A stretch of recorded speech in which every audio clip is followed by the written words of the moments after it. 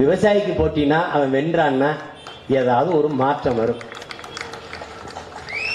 ஒரு ஆளு வென்று என்ன ஆக போறாங்க? உலகத்தில் எல்லா புரட்சியும் ஒரு புள்ளியில் தான் தொடங்குது, ஒரு பொறியிலிருந்து தான் தொடங்கி.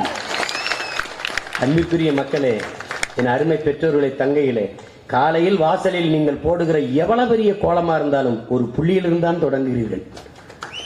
கவிப்பேரரசு வைரமுத்து அவர்கள் சொல்கிறார்கள், எவ்வளவு பெரிய ஆலமரம் ஒரு விதையில் தானே தொடங்குச்சு, எவ்வளவு பெரிய சமுத்திரம் கடல் ஒரு துளியில் தானே தொடங்குச்சு, என்ன பெரிய காவியம் ஒரு எழுத்தில் தானே தொடங்குச்சுங்கிறார்.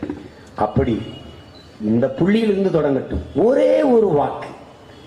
மாவீரன் சுபாஷ் சந்திர போஸ் முழக்கத்தை முன்வைத்தான் அடிமை இந்தியாவின் விடுதலைக்கு போராடும் போது, என் அன்பான மக்களே, கொஞ்சம் ரத்தம் தாருங்கள், நான் நிறைய சுதந்திரம் தருகிறேன் என்று.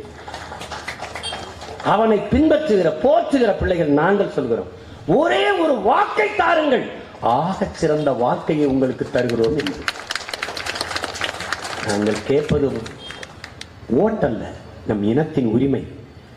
நாங்கள் கேட்பது வாக்கல்ல, எதிர்கால தலைமுறை பிள்ளைகளின் வாழ்க்கையை. அன்பு கூர்ந்து என் அருமை சொந்தங்கள், என் தம்பி தங்கைகள் ஆழ சிந்தித்து, இவர்களுக்கு போட்டாகிவிட்டது. அதிமுகவின் உறுப்பினர் வென்று ஐயா பேசி சண்முகம் என்று ஒன்றுமாக போவதில்லை. அந்த கூட்டத்தில் அவரும் ஒருவராக இருப்பார். திமுகவுக்கு இருக்கிற எண்ணிக்கையில் கூட ஒன்று.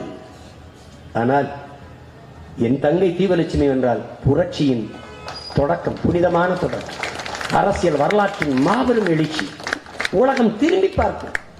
வேலூரில் தன்மானமிக்க அரசியல் அறிவார்ந்த தெளிந்த பிள்ளைகள் மக்கள் நிறைந்திருந்ததால் இந்த வெற்றி சாத்தியப்பட்டது என்று உலகம் போற்றும். உலகம் முழுமைக்கு வாழ்கிற தமிழ் சமூக மக்கள் வேலூர் தொகுதியில் நாம் தமிழர் கட்சியின் வெற்றியை எதிர்பார்த்தான் இருக்கிறார்களே ஒழிய அதிமுக திமுகவின் வேட்பாளர்களின் வெற்றியே அல்ல.